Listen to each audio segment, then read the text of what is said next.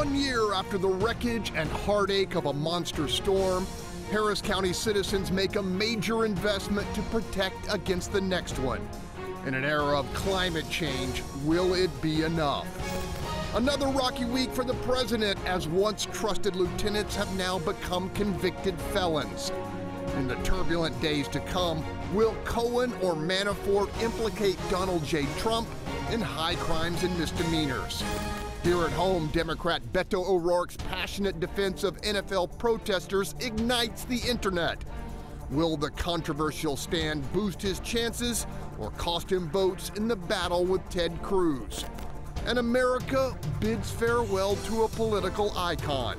Warrior and statesman John McCain has died at the age of 81. I'm Greg Krugen, and welcome to What's Your Point, where our panelists call it like they see it. Let's greet them. Starting us off, Republican strategist Jessica Colon. Next up, progressive commentator and attorney Nyanza Moore. In the 3 spot, Bob Price, associate editor of Breitbart, Texas. Batting cleanup, longtime super neighborhood leader Tomaro Bell. Next up, businessman, columnist, and former Kemah mayor Bill King. And closing us out on the hot corner, Chicano activist and educator Tony Diaz. Let's do this. 1 year ago, our community was hit by a storm that now ranks with Katrina as the most financially destructive hurricane in American history. There is hardly a person viewing this program that wasn't in some way connected to the suffering and loss that ensued, and in far too many cases still lingers. Exactly 365 days after Hurricane Harvey bombarded our homes, our schools, and our roads with trillions of gallons of rainfall, the citizens of Harris County were asked to step up and pay the price of better flood protection. On Saturday, they answered that call, approving a $2.5 billion bond issue aimed at vastly improving our ability to weather the major storms certain to strike our coastal community.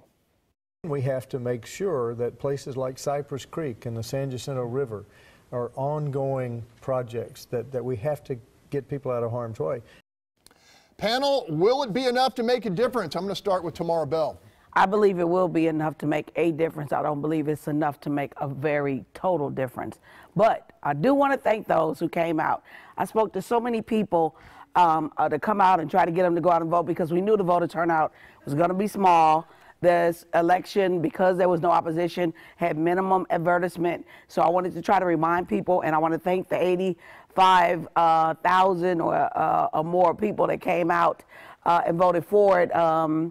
And I want to say to those who voted against it or decided not to vote at all because they felt it wasn't going to help their community, water has no deed restrictions.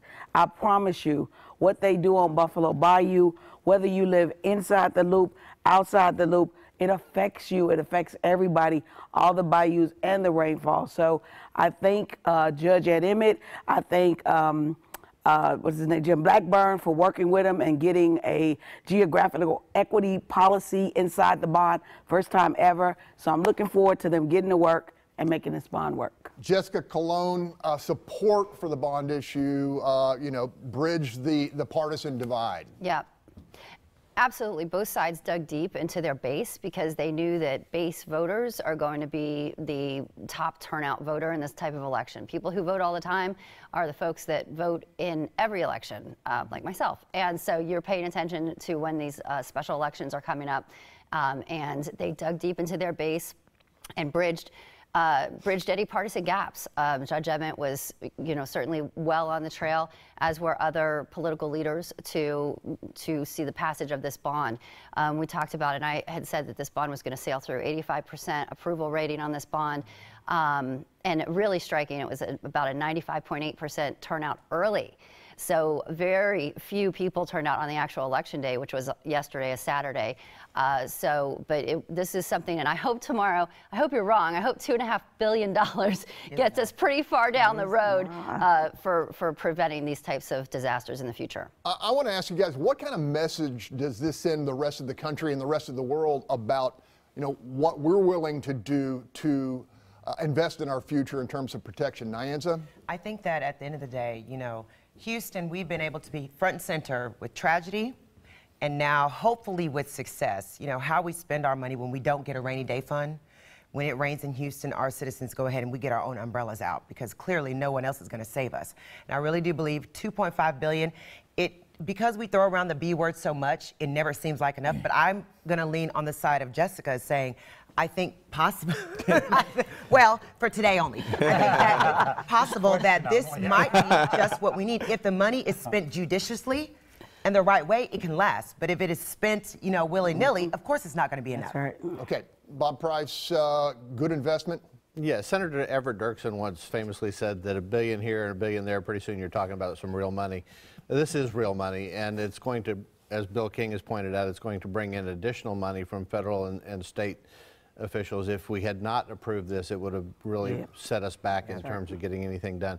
So I'm glad to see it passed. However, it is a perfect example of why we should not have elections, special elections like this. This should be part of a general election where the larger number of people get to weigh in on it. Less than 5% of the people turned out in Harris County to vote on this issue, and so that's not much of a voice from the people. Okay, later in the show, we're going to talk about how Harvey disproportionately hammered, you know, the low-income minority groups. Tony Diaz, do you think there was support for this bond in your community? Well, I'm not going to sing Kumbaya, okay? This is election season. Everybody needs to step up, and we need to actually examine these issues. This is a great example of voter suppression, okay? Now, what do you do when you want to racket to get $2.5 billion into the coffers? You do this. I mean, this is really appalling that so few people went on a major issue. This should have been in November, but it wasn't. So on that note, you know what's going to happen now? What we should do now is we should blame the folks who flooded our homes and neglected this for years.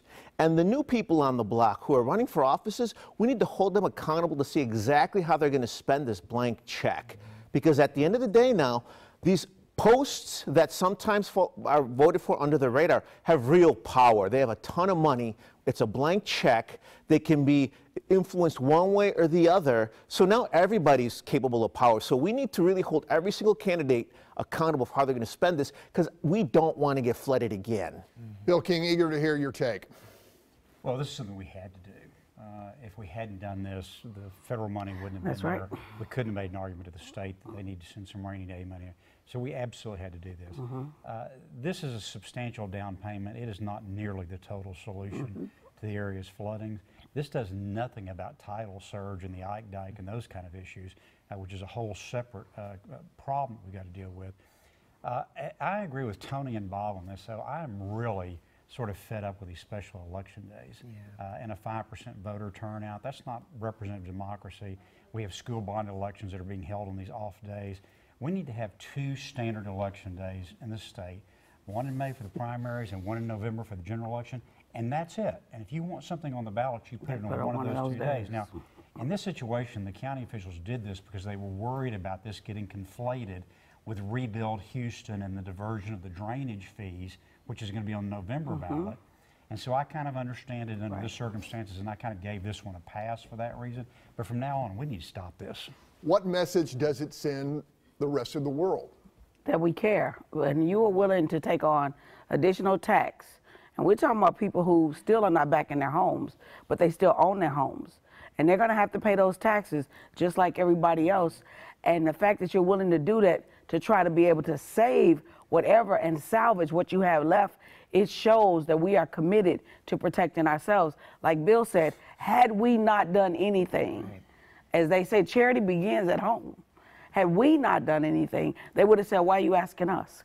If you didn't care enough.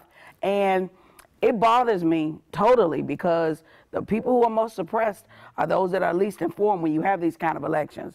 But I will say, they had a choice to go to the poll for over 12 days.